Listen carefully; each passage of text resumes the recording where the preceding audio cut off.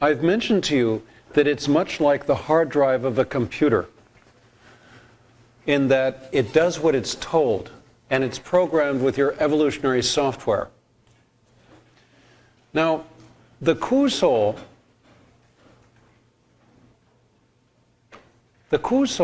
can be programmed like a computer. It can be programmed with new knowledge, new programs, new belief systems, because its primary function is memory. And in fact, children are mostly Ku. The Lono soul does not really begin to function. That doesn't mean children can't make decisions, they can. But the Lono, the age of reason, you know, those of us who've raised children know about this. It isn't until 5, 6, 7 years old that the age of reason dawns. And then it's a whole new ballgame in raising children. Because up until that time, they're mostly Ku. I want it, and I want it now. You know, I don't want it now. I mean, that's the way children are. That's the Ku. Now, the Ku is not creative. It's not. The Ku is not creative. It's the Lono that's creative. And this is a very important function in the sense that if you're carrying a lot of negativity, if you're carrying a lot of negative memories, traumatic memories and thoughts in your Ku, they have a tendency to distort the energy body. Now, we haven't talked about the energy body yet. We're going to talk about the energy body next week, the next time we meet. But those memories that we carry within us, that the Ku accesses for information, are actually carried in our energetic matrix. And the energetic matrix also contains a blueprint for every bone, every tissue, every cell, every organ in your body. And it's that blueprint that your Ku reads in making repairs. I've mentioned to you that the Ku is the inner healer that repairs and restores the physical body. It's not creative. It needs to either be told what to do or it needs to have a blueprint to read in making those repairs. Now, if you're carrying a lot of negativity, a lot of intrusions, we've talked about intrusions. The energy body is very sensitive to thoughts and emotions, and very strong negative emotions will distort the pattern in the energy body, and then the Ku does not have anything to read in making repairs. This is often what produces illness. This is often what produces illness. So this is a very interesting aspect of the Ku. The Ku is not creative. It needs to be told what to do, or if it's going to repair your physical aspect, it needs to have a program, a blueprint to read in making those repairs. Second thing to mention here is that when you're dealing with addictions, and we've talked about addictions when we talked about soul loss and soul retrieval, when you're dealing with addictions, there's almost always an emotional issue, an emotional component. We mentioned that addictions are symptomatic of soul loss. Those empty places in the soul need to be filled with something. And the Ku, because the Ku is motivated by pleasure, it tends to move towards things that it likes, and it tends to move away from things that it doesn't like. This includes people, places, and events. The Ku is motivated by pleasure. Anything physical impresses the Ku. Football games, cars, hot fudge sundaes, parades, ritual, ceremony. Ritual and ceremony is held to impress your Ku, to give the Ku a greater sense of reality when you're going to go and do ceremonial work or spiritual work. That's what ritual and ceremony is for. That's what the drum is for. That's what the rattle is for. The drum and the rattle is a way of programming your Ku to open that inner doorway so that you can journey into the land of spirits and visions. That inner doorway into the other world. It's not somewhere out there. It's right here. It's in the Ku. And it always has been. That's what the Huichol Indians called the Nyarika. If you remember the video I showed you on the huichols, the nirika, that mirror, remember that the anthropologist was holding? He said this is a mirror that looks into our world and they can look into ours, into their world and into ours, right, the back and forth. It's right here.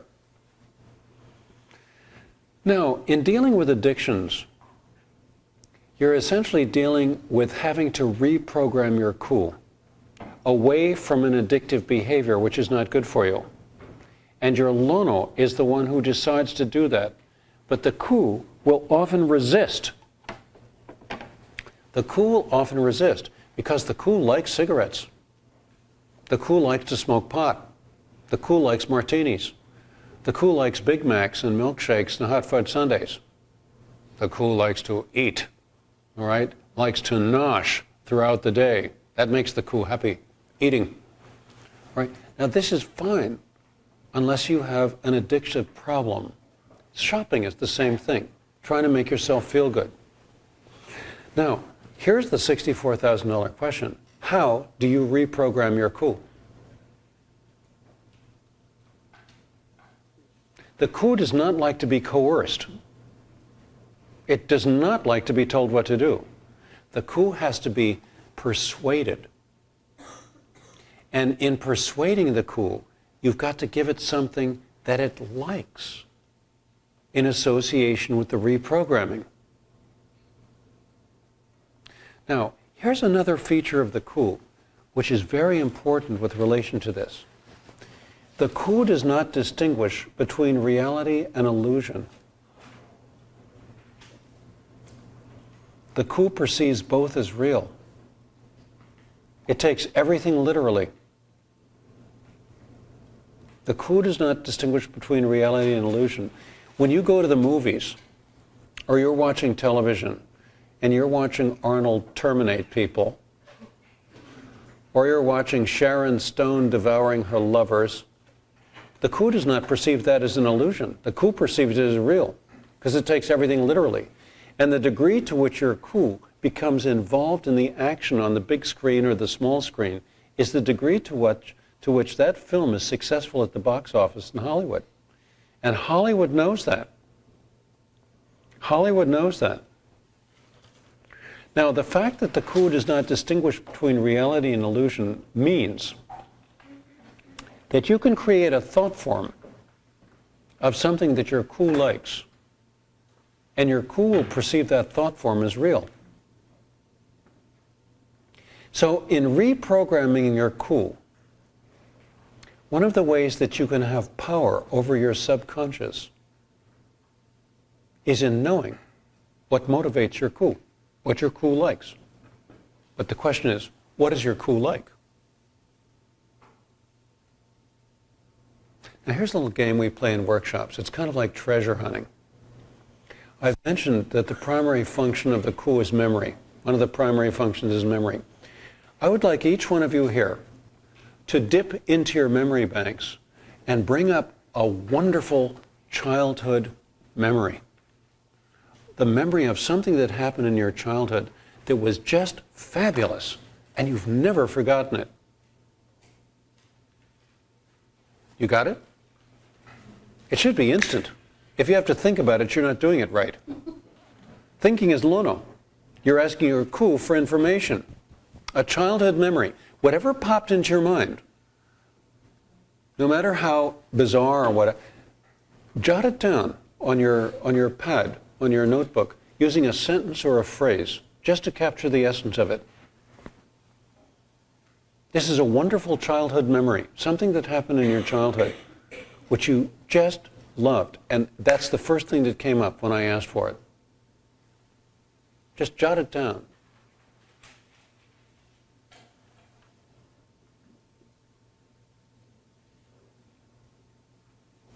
Number 2, I want your lono to ask your ku from a memory from your adult life, a wonderful memory of something that happened in your adult life that was just fabulous. And once again, phrase or a sentence just to jot it down, just to capture the essence of it, even a word.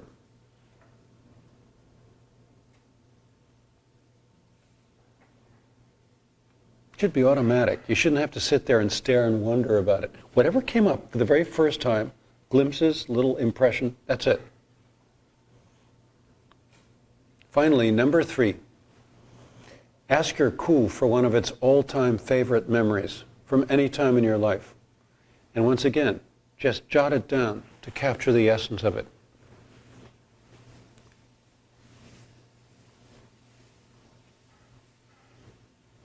Now, look at those 3 memories. Look at those 3 memories. There is something that they all share in common. There is some common denominator that links these 3 memories together.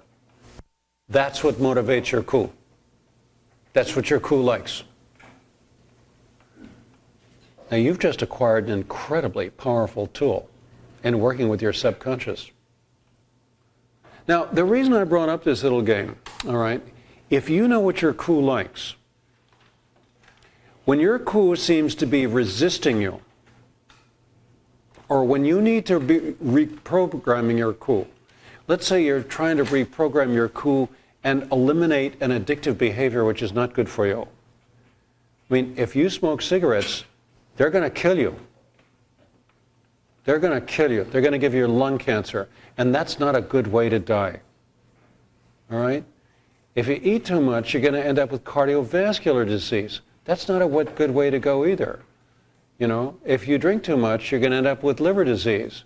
Or if you smoke too much pot, or you're taking crack cocaine. I mean, these are all self-destructive kinds of addictions.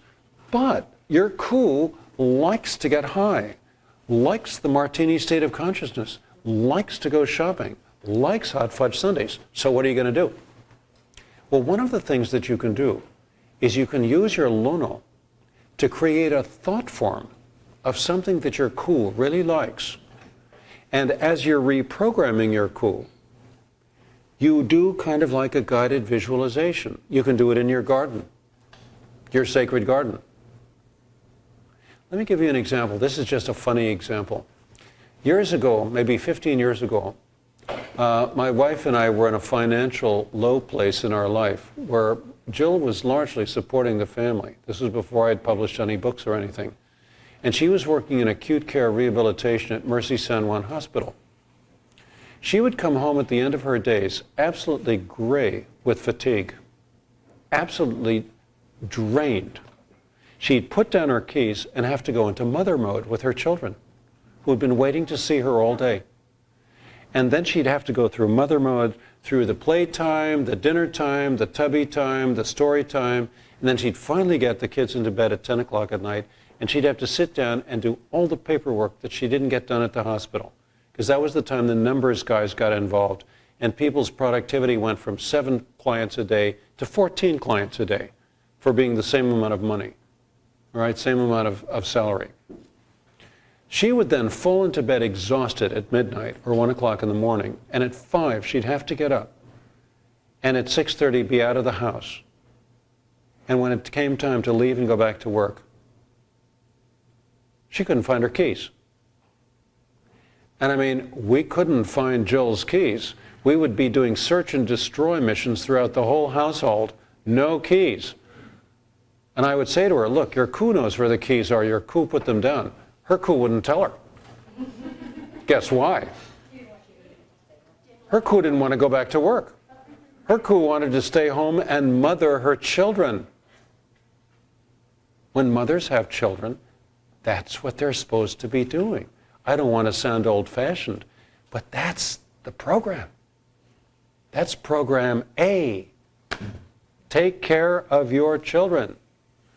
So we would have to sit Jill down and do a guided visualization in which she'd close her eyes like a meditation and visualize something that her ku really, really, really likes. You know? And then after about 3 or 4 minutes, with her ku sparkling happily, she would say, okay, ku, I need my keys and I need them now. Where are they? And we'd find them. We'd find them every time. Now that's a simple example. When you're dealing with an addiction, it's much more complex. But this is the program that's involved. giving your ku something that it likes. Remember, the ku is very impressed by anything physical. So doing cartwheels in the living room with your friends with all the furniture rolled back, or going to a rock concert, or having a cuddle with your lover. Whoa, the ku is very impressed by love behavior, or by being massaged, foot massages or back rubs. You see, these are things that impress the ku.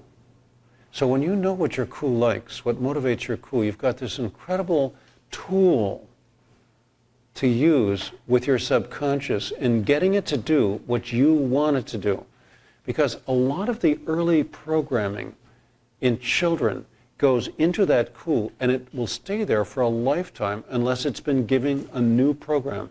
A lot of the religious training that gets jammed into kids in Sunday school remains intact throughout their entire lives unless they reprogram their ku and give it a new program. This reveals something interesting about your subconscious, because the ku takes everything literally. For example, instead of pulling into Baskin-Robbins and having 2 or 3 hot fudge sundaes, 2 or 3 times a week, you can create a virtual hot fudge sundae. You get a really big dish, and you put some of the hot fudge in the bottom, the sticky stuff that gets hard when it hits the ice cream. Then you put in the French vanilla ice cream. Then you put more hot fudge on top. Then you put whipped cream on top of that. And then you put the nuts on top of the whipped cream and the cherry right on top. Then you take your spoon and you take the whipped cream and the nuts first. That's the first bite. All right? Then you dig down really deep and you get a good glob of that sticky ice cream with that hot fudge, and you just wolf it down. You just chew it, and your tongue is going, wow. All right? Salivation. Everybody's getting it. So your ku is perceiving that as real. The ku does not distinguish between reality and illusion. So instead of reaching for that extra glass of wine, have a virtual glass. Instead of reaching for the joint or for the crack cocaine, give it something else that it really likes. Maybe an espresso in your favorite cafe, or fishing along the American River, or being in your favorite place in nature. See, when you do the sacred garden journey, the journey to the sacred garden, your ku does not perceive your garden as an illusion. Your ku perceives it as real. Your ku perceives shamanic journey work as real, despite the fact that we're dealing with a subjective, dreamlike experience. When you wake up in the morning and you've been dreaming, your ku perceives your dreams as real. It doesn't perceive them as dreams. It's interesting, huh? This gives you really something to work with your subconscious with. Now, these first two souls, the mental soul and the physical soul, the ku is associated with the physical, the lono with the mental. The third soul is the higher self. The higher self.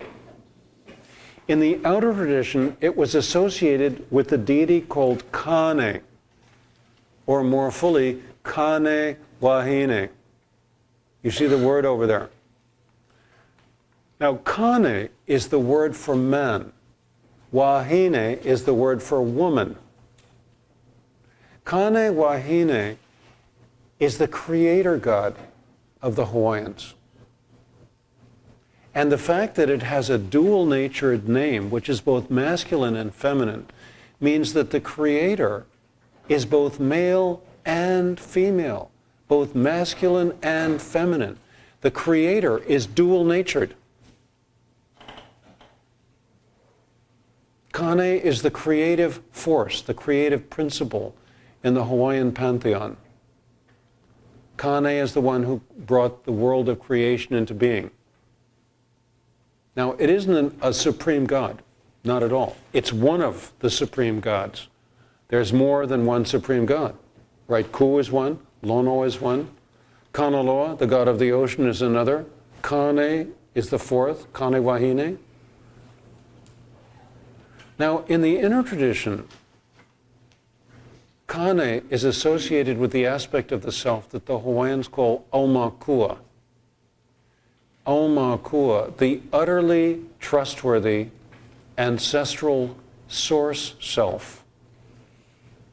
or spirit self. This is the spiritual aspect of the self. This is the aspect of the self that doesn't die.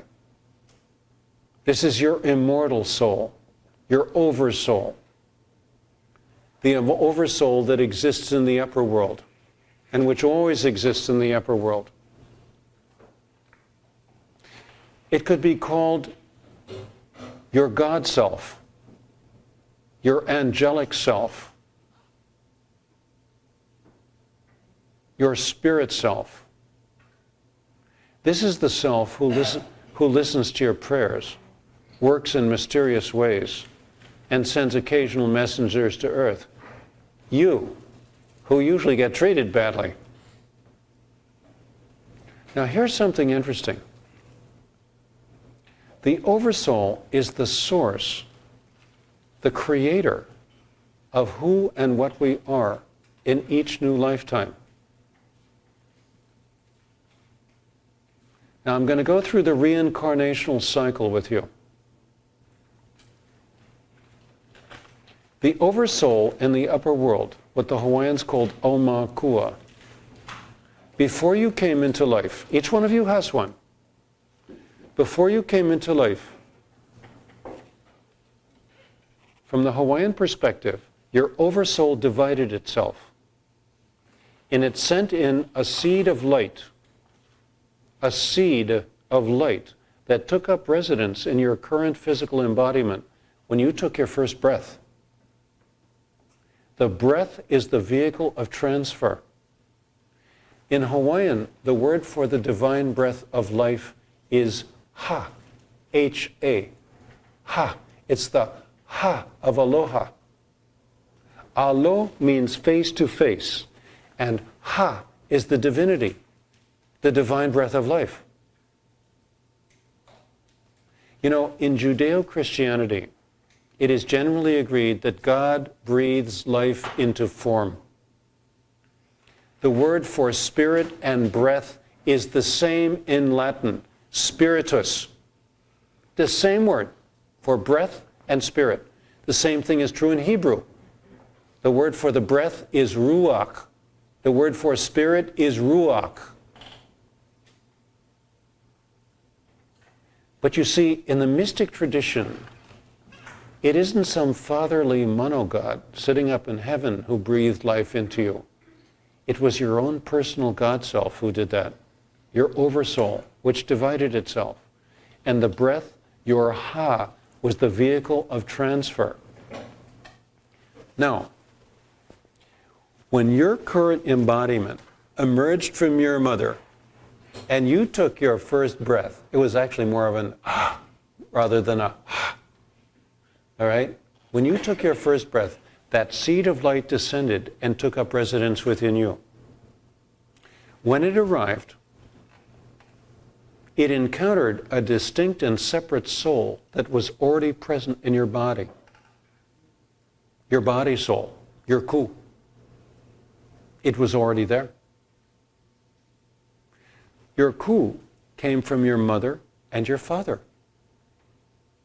All right? All right, we all know about fertilization. We all know about sex cells, gametes, sperms and eggs. We all know how sperms and eggs are formed through meiosis, cell division with a cell chromosome reduction, so that there are half the number of chromosomes. Everybody knows that your genetic code exists in 23 pairs of chromosomes, makes 46 in all, but in 23 pairs. Those pairs get separated. So one chromosome of pair number 1 goes to one sex cell, the other goes to the other sex cell. That means your sex cells only have 23 chromosomes, not 46. And when those 23 and 23 come together from the egg and the sperm, you get 46 once again. Half from the mother, half from the father. Now, in the same way that there's a genetic template that comes from the father and the mother, half from the father, half from the mother, there's a psychic energetic template that comes from the father and mother as well. With the sperm and the egg, there's an energetic matrix that is associated with each one of those gametes. And when fertilization occurs, the energetic matrix, which contains everything in the mother's field around the egg And the energetic matrix, which contains everything in the father's energetic field around the sperm, those two energetic matrices come together, and this is how the energy body is created. This is how the energy body takes form. And then the embryo grows within that energetic matrix from the mother and the father. That energetic matrix sustains and helps the embryo to grow. And in fact, the energetic matrix contains the matrix for every cell, every organ, every tissue in the body. That's the energy body. It also contains all ancestral imprints from the mother's lineage and the father's lineage.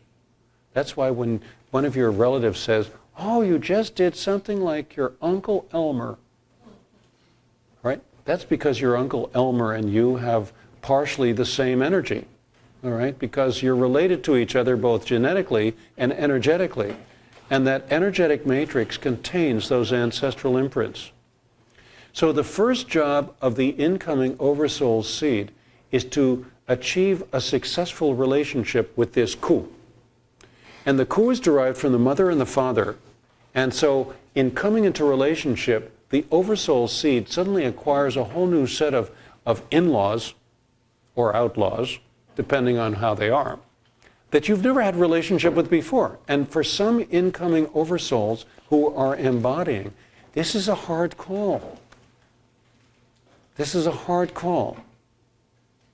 There are some people that never feel that they really belong here, right? They always feel at odds, as though they really would rather be somewhere else, or maybe they fell into the wrong family. How did I really get into this family? That's a very good question, because it may be that you are a very high energy person, a very pure and refined energy, and you found yourself coming in to a very low energy family, people with very low vibrations, all right? I'm talking about people who are, oriented with lots of distortions in their energetic field. Sometimes you'll have a child who comes in and he finds out that he's come into a family in which there's a lot of criminal behavior, a lot of violence, a lot of psychic violence or physical violence. And that's tough for a kid who has a very pure and refined soul to come into a family like that. Now, between the body soul and the oversoul seed, the third soul comes into being in response to life. That's your lono.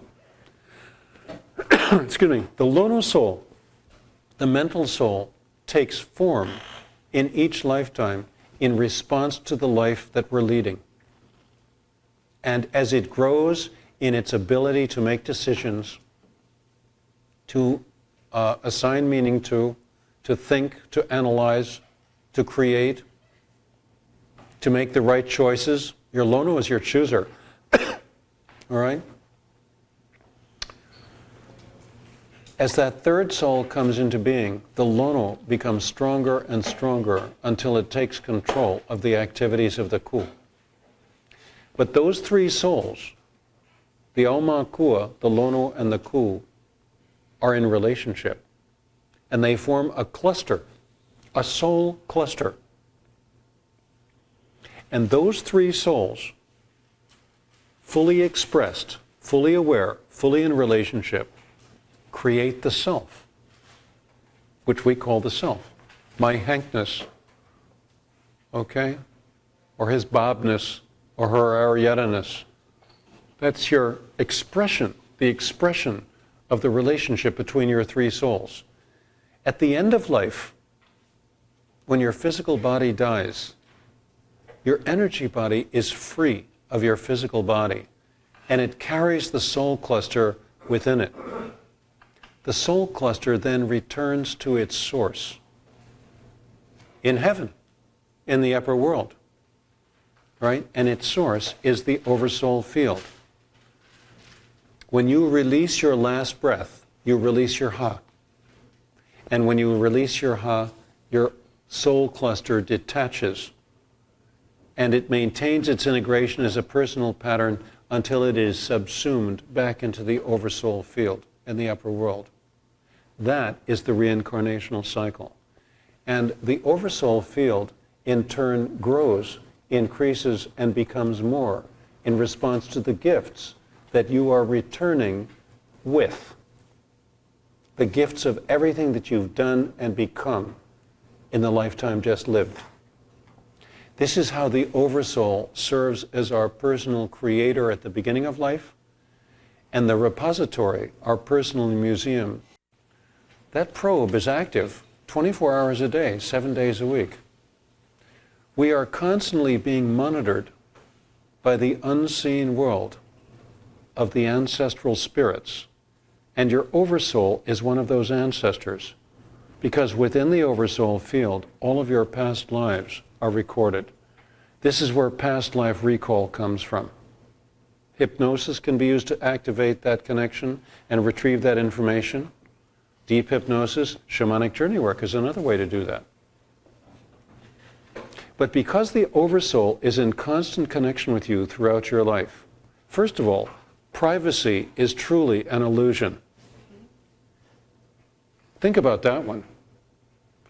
Everything you've ever thought, felt, or done in your life, or said, is being monitored by your Oversoul. But your Oversoul doesn't condemn, it doesn't judge you.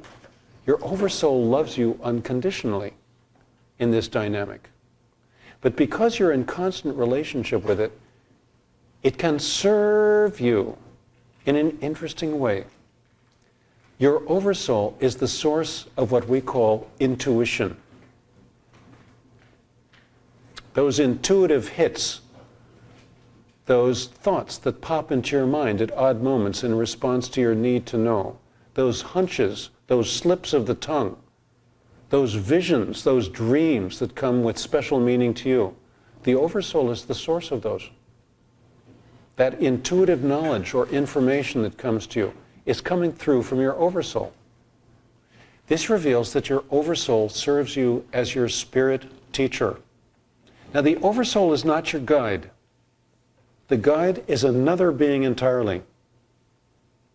But the Oversoul can serve as the teacher for each one of us, in the sense that it is the source of all the information that we ever might have need during our lifetime. The source of all the information that we ever might have need of during our lifetime. It will provide that to you if you ask, and you ask it in the right way. And of course, in experiential workshops, we play with this. We play with this, and people discover how easy it is to access their Oversoul for that kind of information. Now, the Oversoul never tells you what to do. All right? And I always get a little bit uneasy when I hear some well-intentioned soul say, oh, Spirit is telling me to go here, or Spirit is telling me to do that, or I'm going to turn over my whole life to God. Well, that's very nice, but that isn't what you're supposed to be doing here. Oversoul will not make decisions for you. This is the chooser right here. This is your Lonos job. It's your Lonos job to choose, and to choose again. And those choices that you make in full awareness or not are what carry you further and further along the path of power and the path of beauty. Or its opposite. That's a straight indigenous perspective. You'll find it among Native Americans, you'll find it among Polynesians, you'll find it among Africans. All right? Your chooser, the inner aspect of yourself which serves you as chief, as director, the choices that that inner director makes, in full awareness or not, are the choices that determine the course of your life. Spirit will not do that for you. It will not make choices. But if you ask it for information like, how might I resolve the issues surrounding this relationship? Pay very close attention to whatever happens next, because downloads can come very fast. Should I do this? Should I do that? Those don't give good answers. It's not your Oversoul's job to choose. That's your Lonos job. But if you ask how questions or what questions, what do I need to do to maximize my life potential and make a good financial living for my family? Hey, there's a good one. That's a good question. All right? you can address these kinds of questions to your oversoul. So the oversoul serves as the spirit that hovers over you, your angelic self, your guardian angel, your God self. Now we return to the slides. You're up for a few more slides? I've got some good ones.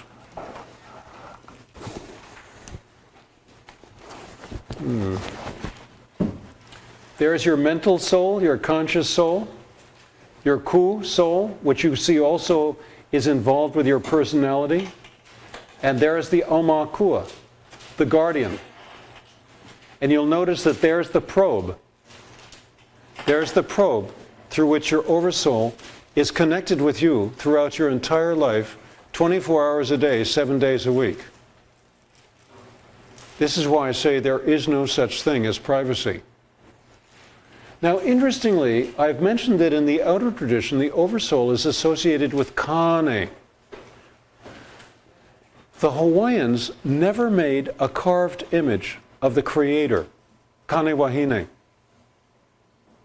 Sound familiar? Thou shalt make not no graven image unto me, blah, blah, blah. All right? Sort of expressed right. This is an image done by Captain Cook's artist on his voyage. This was actually a heiau, which was on the island of Kauai. And here you see the Anu'u Tower, stripped of its covering. Here's a lele, an altar with an offering. These are ki'is, tikis. We don't know which tiki this is because that knowledge has been lost. Here's the hale mana, the house of power. The object I'm looking for is this one right here.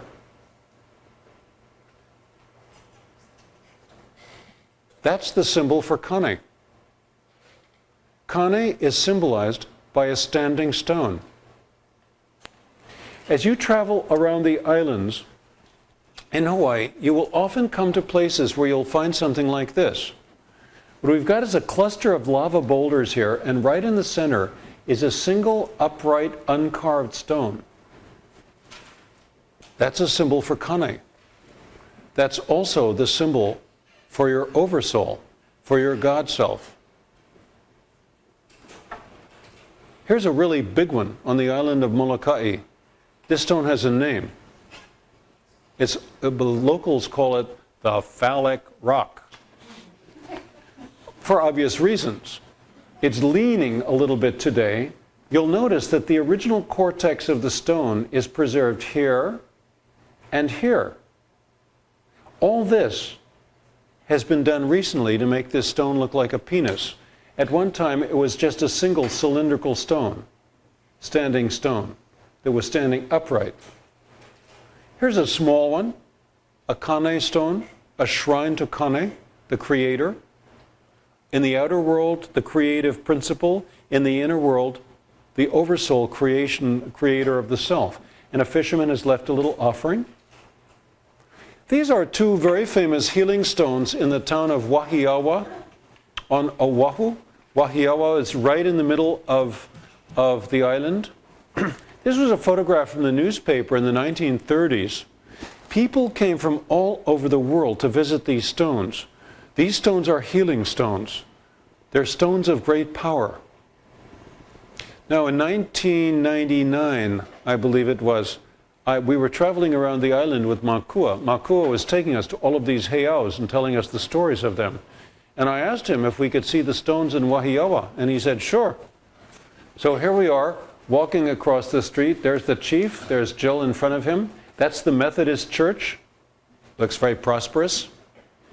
Well, these pagan stones, these heathen power objects, were just a little much for the Christians, and so they put them in jail. They moved them, and they put them inside a little stone house. There's Makua and my wife, and inside are the famous stones in jail. They were always meant to be outdoors, and in fact, when they moved them, they just used a bulldozer to move them, and they broke this one into two. It was broken. But people are still making offerings, and you should go and see them if you're on the island of Oahu, the famous healing stones of Wahiawa. Here's one from the Big Island. All of these stones have names, by the way. You can see their offerings which have been left here. Little face right here.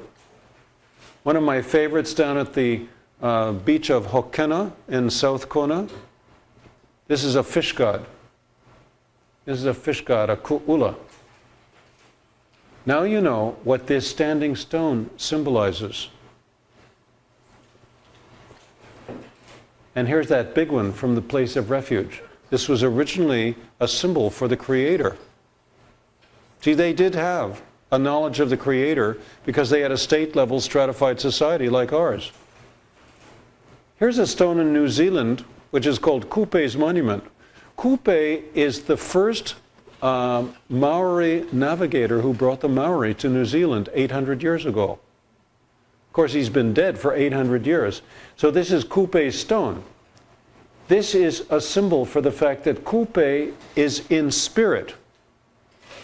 And by using the standing stone as a symbol for the Aumakua, there is an associated understanding that in being a symbol for the Oversoul, it may be in some way the form that the Oversoul exists in.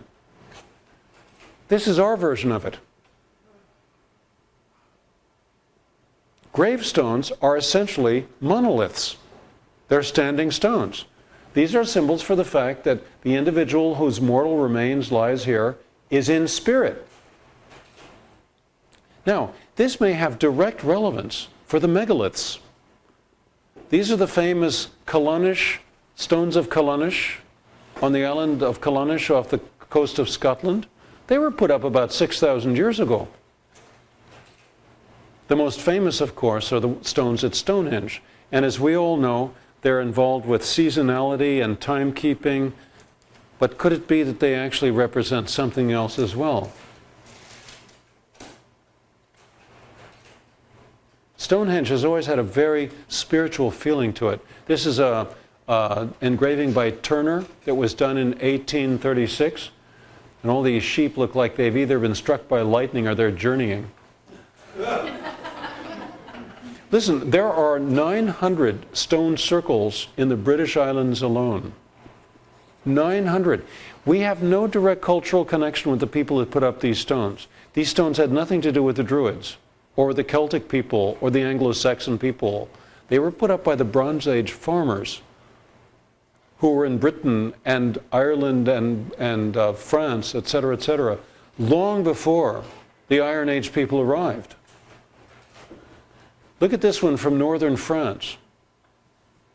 Now, this symbol, all right, it was obviously important for the people who put this stone up. But again, most of what has been written about these standing stones is completely fanciful. And we really have no direct knowledge of why they were put up. Here's one from my town in Africa. They're found all over the world. This one is in the town of Ijebuode in Nigeria. Here's one from the town of Ife. Notice the phosphenes on that stone. You can see them.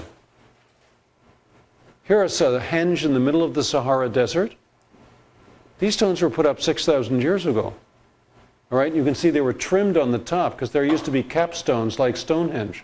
Today the capstones are gone, but the verticals are still there. These were put up during a time in which the Sahara Desert was all grasslands. This is the Calasasaya from the Tiahuanaco culture in Bolivia, up near Lake Titicaca on the Bolivian side of the lake. If you ask the Andean people who this is or what this is, see there's a face here, and there's a hand here and a hand here. They'll tell you that this is the symbol for Viracocha. Viracocha is the creator god of the Andean people. They understood in the Andes that the standing stone is the symbol for the creator, just like the Hawaiians did. The Egyptians made them. This is a standing stone from Egypt, which now stands in Central Park today. It's 116 feet high. It's called Cleopatra's Needle, but it had nothing to do with Cleopatra. It was actually commissioned by the king Tutmosis III, and it originally stood in Karnak. Here's another Egyptian standing stone, and it's right in the center of the Vatican. I wonder if they know in the Vatican that they've got an ancient pagan symbol for the Creator standing right in the center of the Vatican. And here's our version of it. That's George's stone. That's George Washington's monument in Washington. That is the symbol for the fact that George is in spirit, that this is in some way symbolic of George's oversoul, although in Washington nobody understands that. Now, when the Christian priests were spreading the gospel in pagan Europe, there are thousands and thousands of these stones. And so if they couldn't knock them all down, they Christianized them. Like they carved crosses into them. Or they put crosses on top of them. Look at the size of that stone. Or they carved them into crosses. These are standing stones which have been carved into crosses. They built churches around them.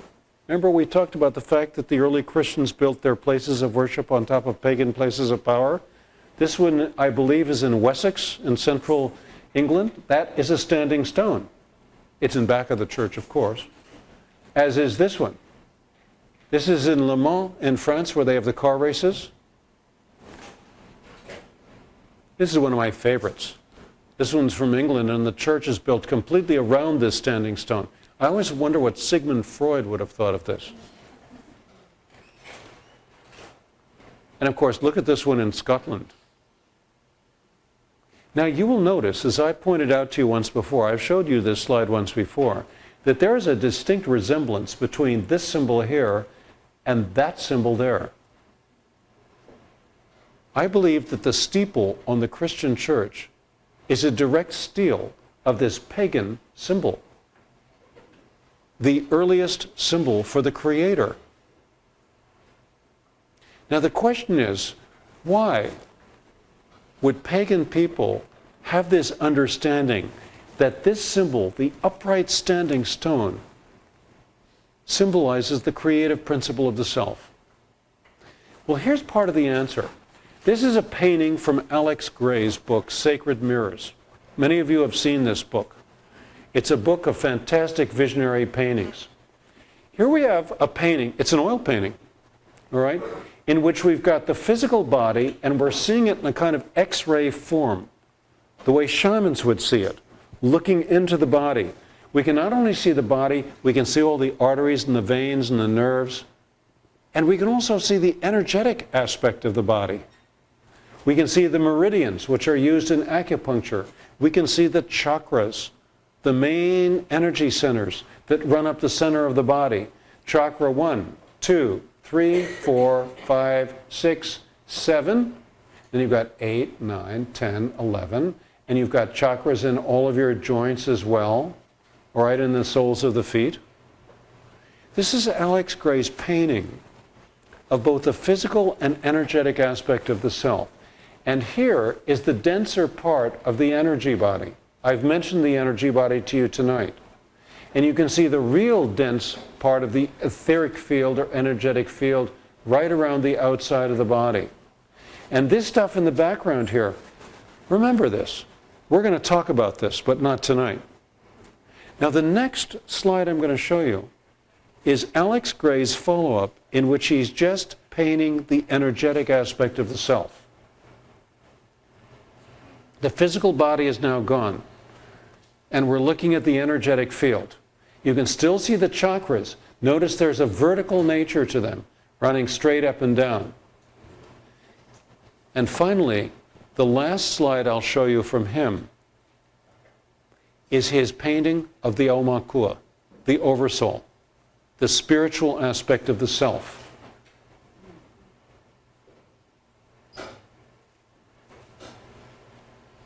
Now this is actually a detail of a large spiritual body, which is shaped like a donut. And that's the hole that runs right up the center of the donut to orient you. Notice all these lines that go down and out, and they come out over here, then they go back in the top and they come down again. This is the way the energy flows and the oversoul field. This is a picture of an oversoul. Now, I know this artist because we've taught at the same institutes at the same time. And I asked him about this. He saw this on LSD. He had no idea what it was, so he called it the universal mind lattice, which isn't a bad description of it. The universal mind lattice. This actually looks like a slinky. You know what a slinky is? Remember how they go down the stairs like this? Well, if you take a slinky, which is sitting on a table straight up and down, and you put it on its side, it immediately unravels. And if you take the two ends of the slinky and you bring them around together and join them, that's the form that this takes. And each one of those lines of light is one of those rungs of the slinky that goes all the way around, like a donut. The shape is called a torus. Notice that the center is vertical, this vertical shaft of light that goes up and down. Could this be why the standing stone was used as a symbol? But we don't know that. But let me show you something else. This is rock art from Utah, from Barrier Canyon. I showed you this guy once before. This guy right here. Now, this is rock art that was painted 6,000 years ago. We have no real clear understanding of what this is, but notice that it looks a lot like that. In fact, it may represent a discarnate oversoul, a human oversoul. And look at these. This is interesting. These are drawings from somebody's research project with the Kung Bushmen. Remember those guys from The Gods Must Be Crazy? Well, these are self-portraits drawn by tribal men. This is a self-portrait drawn by a man who's never achieved trance. And these are self-portraits drawn by shamans. When you ask the shaman to draw the self-portrait, that's what they draw. This swirling vertical shaft of light. Again, look at that. And look at this. They're very similar. These are all three visionary expressions by individuals who can see the spiritual aspect of the self. Now, there is yet one more expression of the way in which the oversoul is symbolized. And the answer is this Anu'u tower right here. If we go up to the top of this tower, look at those. Those are crosses, but they're not Christian crosses. They're birdmen. Do you remember the cross inside the circle? I said, this is a birdman. This is what I look like when I'm flying in the spirit world. Well, here are birdmen. These are from Easter Island. All the Hawaiian ones are gone. They were all destroyed by the missionaries. Here's one from Alaska, done by an Alaskan shaman. It's in the museum in Sacramento, in Seattle, I believe. Notice the vertical and the horizontal, the wings. It's the shaman's soul journeying in the other world. Notice the eyes are closed, and it's a joyous face. Here's one from the Neolithic. It's been called a great mother image, and it's certainly female. Notice that it's vertical and horizontal. It's cruciform. These are being the wings. And look at the face. Is that a human face? This is a bird woman. This is a bird woman. Egypt, the statue of the king. And perched right behind his head, whispering in his ear, is his ba. That is the king's oversoul, who's come down from above, perched on his shoulders, and is whispering in his ear. Remember the birdman from Lascaux? There's the birdman with the arms out horizontally, vertical, horizontal, with a bird's head. And here's a bird on the end of his stick as a power object. This is a piece of rock art from Michigan. It's obviously a copy. It's Indian. It represents the soul ascending after the death of the physical body. with kind of wing-like extensions, energetic extensions, and energy crackling up and crackling back. But there's that dense vertical core, and notice it's vertical. Here's the Christian equivalent. These are the cherubim and the Basilica of San Marco in Venice. There are 4 of them, one for each of the 4 directions, on the ceiling as you walk into this great basilica. Again, vertical and horizontal. Wings and awareness. Wings and eyes. This, in a sense, although it's depicting a cherubim, is a very beautiful example of a human oversoul.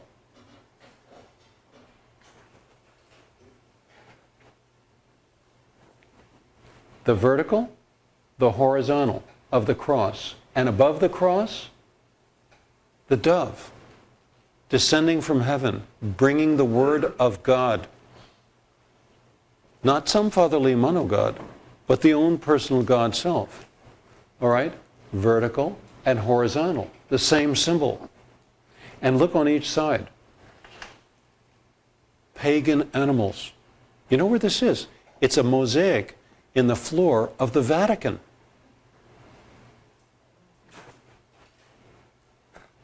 Here's a piece made by an Eskimo shaman representing the shaman's soul soaring out of the body and flying in the spirit world. Again, the vertical, the horizontal, the eyes are closed. And of course, that piece I just showed you, which was not made by a Christian, bears a direct relationship to what these are. These angels. Elijah nourished by an angel. Now this isn't just any angel. This is Elijah's angel. This is Elijah's angelic self, his spirit soul, which is in relationship with him.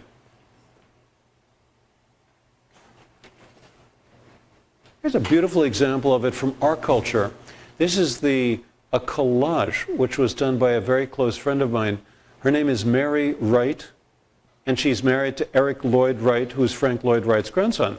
These are people who live down in Malibu, who I know very well. She made this image of drawings, paintings that she ripped up, and right here is a little face. Do you see it right there? It's a bird. That's her bird self, her bird woman. And here is Gustave Doré's great vision of heaven.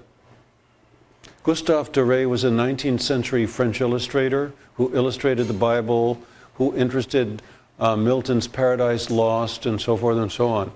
He was a great visionary artist. Here is Dante and his guide from the great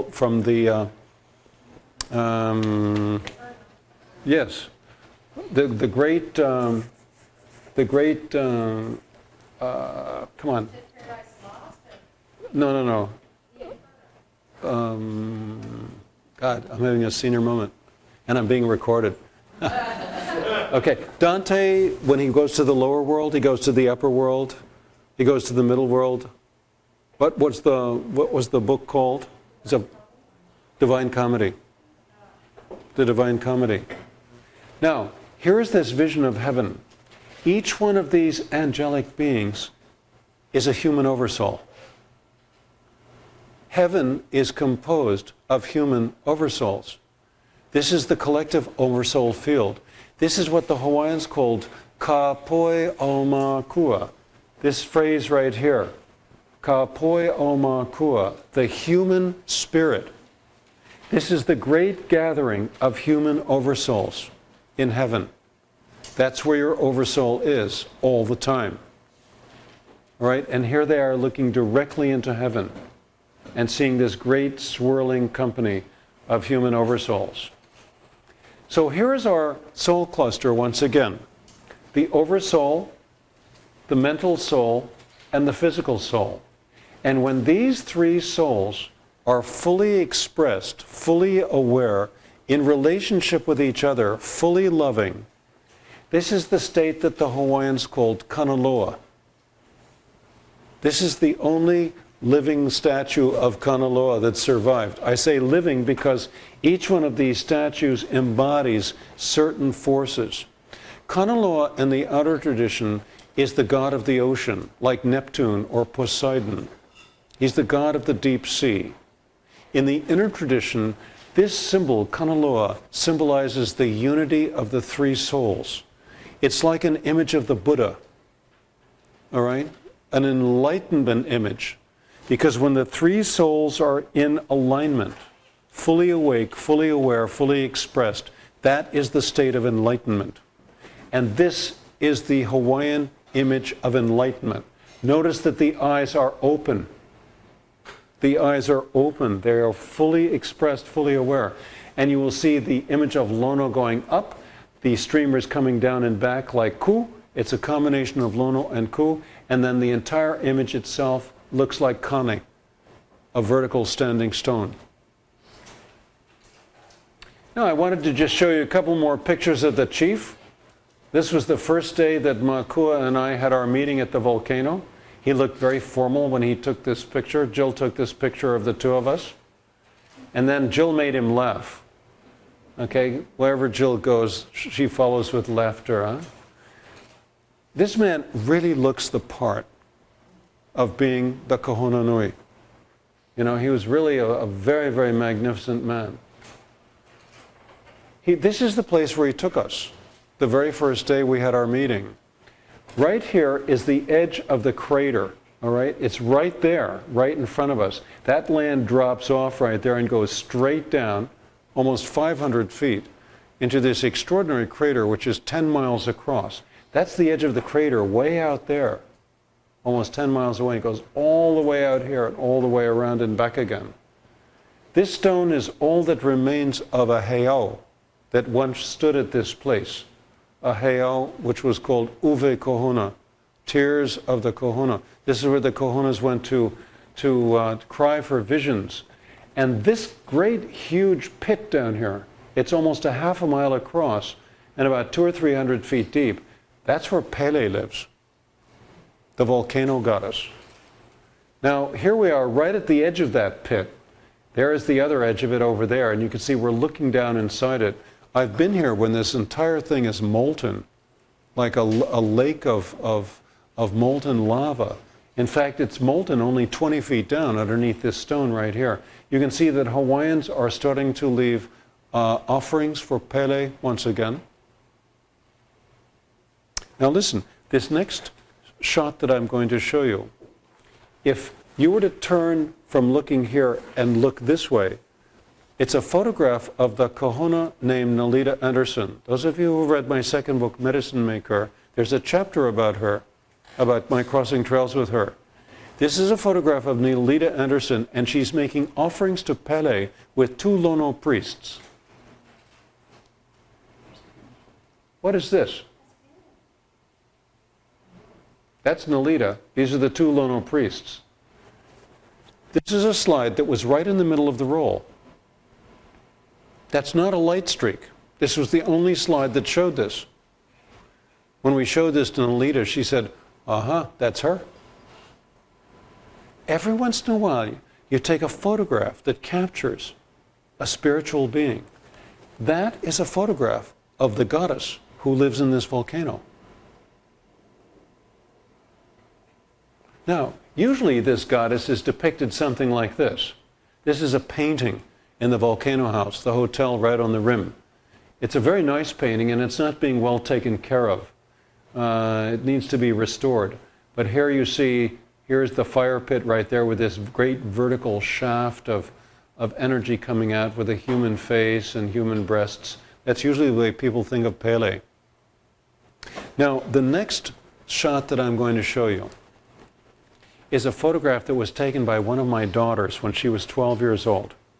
I had taken her back to Hawaii, and she was taking photographs of one of her favorite places at the place of refuge. We went at the end of the day, we were having a picnic. She was shooting straight out into the light. She was actually taking a picture of a tidal pool where she used to catch shrimp and hermit crabs when she was little. And this is what she got.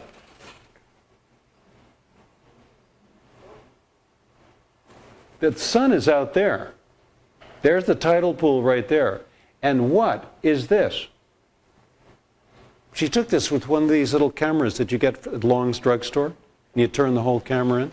This was the only photograph on the entire roll that was like this. Notice it's vertical. Every once in a while, I mean, this is much more than an orb. This is in all likelihood, the spirit who is the caretaker of that place, who is the keeper of this place. And when that spirit, who knows my children well, because we used to go there every week, saw my daughter taking a photograph, it just moved right in front of the camera and stood there. We couldn't see it with our physical eyes, but the camera caught it. And you can see the energy is streaming in this direction, which means that it came from that direction, and there it is standing straight up and down. Any of you guys have photographs like this?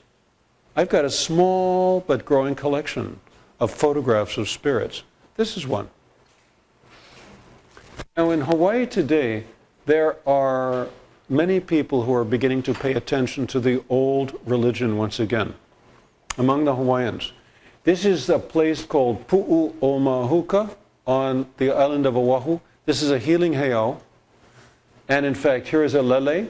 There's the remains of Makua's fish up there from the night before. He put it on the altar. People are leading fruit and so forth and so on. Somebody's taking care of this heiau. Mahuka was the whale rider. Those of you who've seen the film Whale Rider, you saw that marae in New Zealand. Well, this is Mahuka's heiau in Hawaii. Mahuka was the whale rider. He's the one who came all the way from New Zealand to Hawaii riding on the back of a whale. And there is a direct line from this heiau across the ocean to New Zealand, and that's the line that the navigators follow. This is one of my nice photographs of Makua, a very, very wonderful man with his walking stick, okay? In 2004, after spending a week with Jill and I and our workshop group in Hawaii, he was killed in a car accident, as you saw in the book Spirit Medicine. This image is in your book, Spirit Medicine.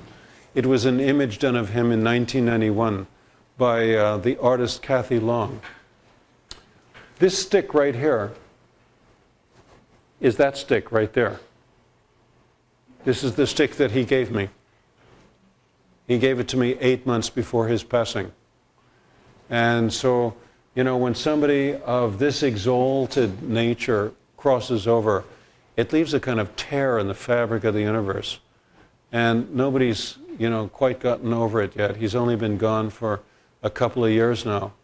But the hole that he left is absolutely enormous. I'm beginning to write something about him, about my friendship with him and the conversations that we had together. He shared an extraordinary body of knowledge with me, most of which will never be published. But I've begun to write something because I think I can write about my friendship with him. I wouldn't presume to write a book about him, because that wouldn't be my responsibility. But I think I can write something about my friendship with him. So stay tuned. Well, I hope you've enjoyed this knowledge tonight that I've shared with you. The reason, as I said, for doing so, which I gave you at the beginning of class, in order to experience authentic initiation, you have to know who you are. You have to know how you're put together. If you don't know who you are, and you don't know how you're put together, you haven't experienced authentic initiation. And one of the great problems that we have in the world today, with our crisis in leadership, our political leadership, our corporate leadership, our military leadership, our religious leadership, is that the world is being run by men who have not been authentically initiated. This is a big problem. They have no idea who they are and how they're put together and how they function. So in sharing this knowledge with you, this is a way to try to extend a certain understanding, I guess you could call it, a certain awareness of how you function and how these three aspects of yourself come together to create the unique being who is you. In our next class, we'll talk about how these three aspects of the self interface with three aspects of reality. We're going to give it a more expanded view of reality than we've had so far. And we'll talk about it from the kahuna perspective once again.